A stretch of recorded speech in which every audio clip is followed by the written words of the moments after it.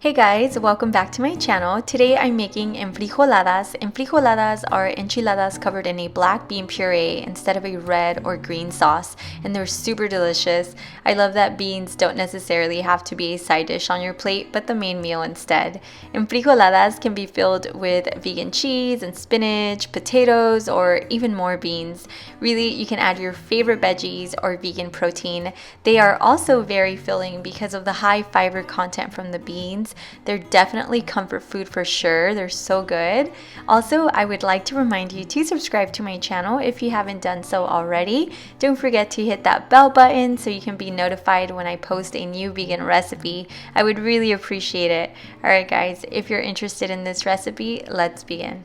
For this recipe, we're going to need lots of black beans. Let's start off by cooking a large batch. All you have to do is clean your dry beans by sorting them with your hands to remove any rocks or debris. Rinse them well, then place your beans in a large pot. And when cooking black beans, I usually add a few sprigs of epazote, which is an aromatic herb that complements them really well. If you don't like epazote or don't have epazote, that's okay. You can always add a few bay leaves, garlic cloves, and an onion wedge, and a few cups of water. Then all you have to do is cover your pot and cook them over a low-medium flame.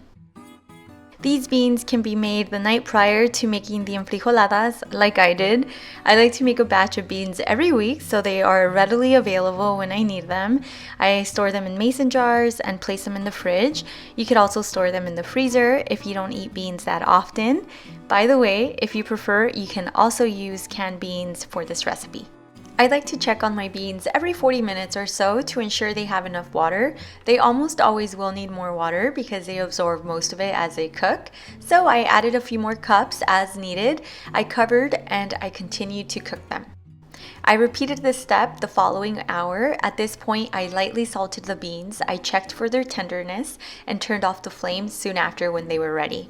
Be sure to remove the epazote, the garlic cloves, and onion wedge when they are done. Let's prepare the red pickled onions because enfrijoladas taste amazing with them. I'm going to keep it really simple. In a medium-sized bowl, add the thinly sliced red onions, then separate the onion slices with your hands. You'll then want to add salt and fresh lime juice, and if you love spiciness like me, also add slices of serrano pepper or jalapenos.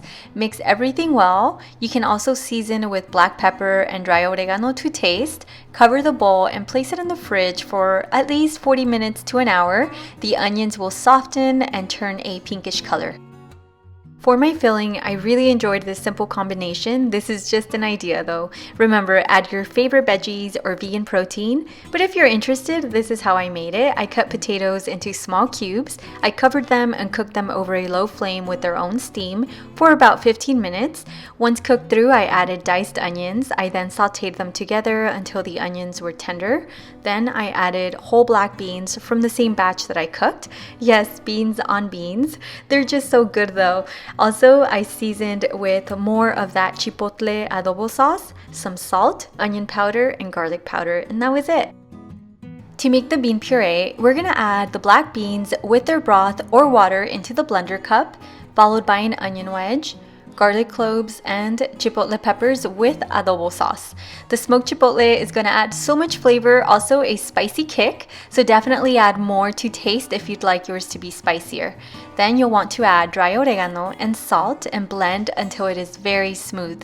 Now, the puree does need to be runny, so no worries if it comes out thick like mine. That's easily fixed by adding more water or vegetable broth.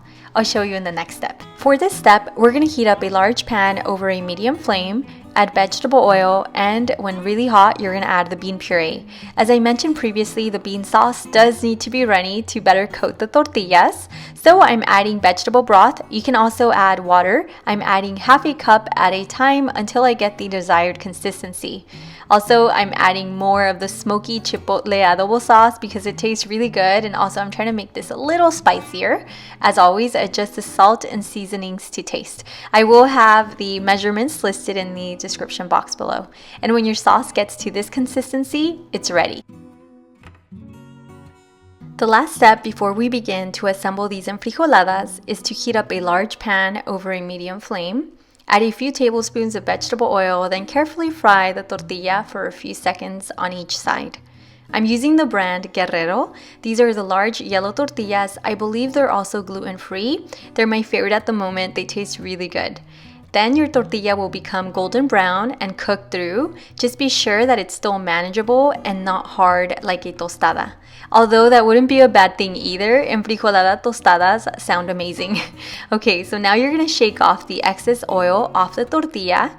Just be sure to have the bean puree nearby as well as your plate. The next step is to submerge the tortillas in the bean puree. You want the tortilla to be completely covered on both sides, which is why it is so important that the puree is runny. And yes, it will look a bit messy, but trust me, it's totally worth it. Then you're gonna add your filling. I'm adding the potato mix along with my vegan homemade queso fresco.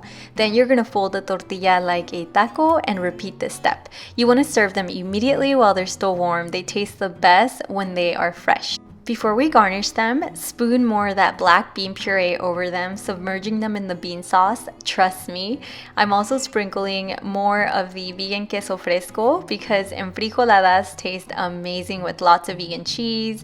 Also, I'm drizzling vegan sour cream and adding lots of red pickled onions, lots, and some chopped cilantro, and that's it. Homemade enfrijoladas. They're seriously bomb. They're super easy, so I really hope you try them. And if you do, be sure to make the pickled red onions as well because they're delicious together. Thank you so much for watching. Don't forget to subscribe to my channel if you haven't done so already. Alright guys, I will see you soon in the next video.